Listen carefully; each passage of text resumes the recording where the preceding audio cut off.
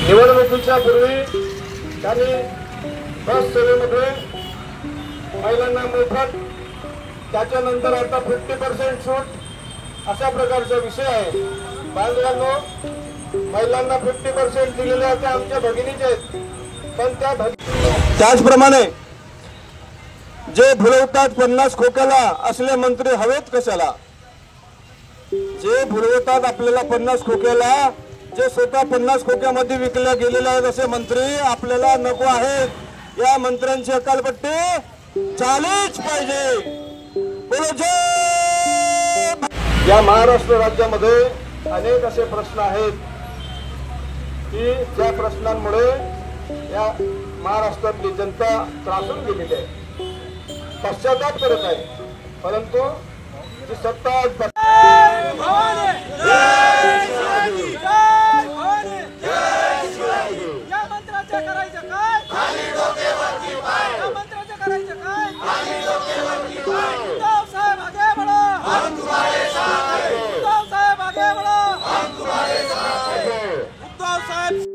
आलेले आहे, त्यांची मगरुरी उतरवण्याची वेळ आता येऊन ठेपलेली आहे।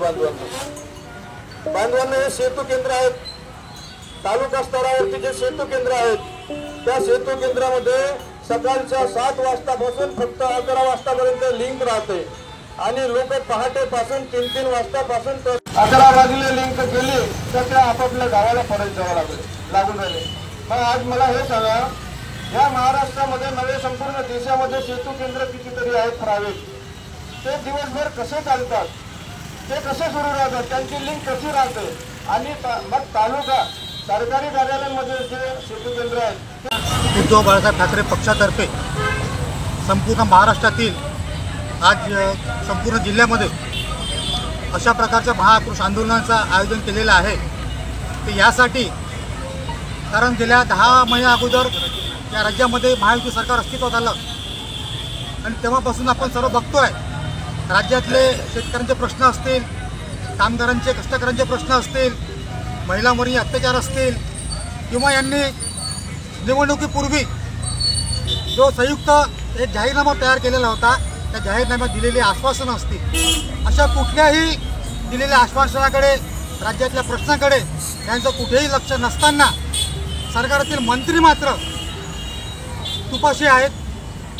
त्यांचं बेताल वक्तव्य, मनमर्जीपणे वागणं, राज्याच्या तिजोरीला आपल्या बापाची तिजोरी समजणं, अशा प्रकारच्या गुरमीत जे वागतायत, मग ते राज्याचे कृषी मंत्री असतील, ऐन अधिवेशन सुरू असताना सभागृहामध्ये मोबाईलवरती ऑनलाईन रमीचा डाव खेळतात, यापेक्षा दुर्दैव त्या शेतकरी बांधवांचं म्हणावं की हे या राज्याचं म्हणावं, अशा प्रकारची विदारित परिस्थिती आज या राज्यात कधी नव्हती अशा प्रकारची झालेली असल्यामुळे शिवसेनेतर्फे संपूर्ण महाराष्ट्रात प्रत्येक जिल्ह्याच्या ठिकाणी आज जनआक्रोश मोर्चाचं आयोजन केलेलं आहे।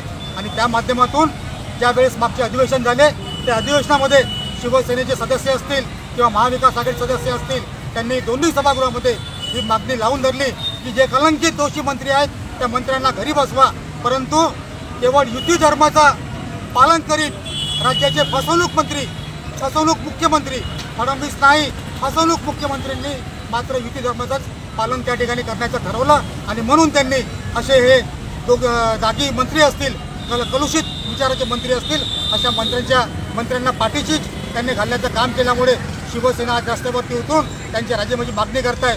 भविष्यात यापुढेही जर सरकारने जर अशा मंत्र्यांना मंत्रिपदावरून बाजूला केलं नाही तर शिवसेना हे आंदोलन अधिक तीव्र करेल। बोला जय।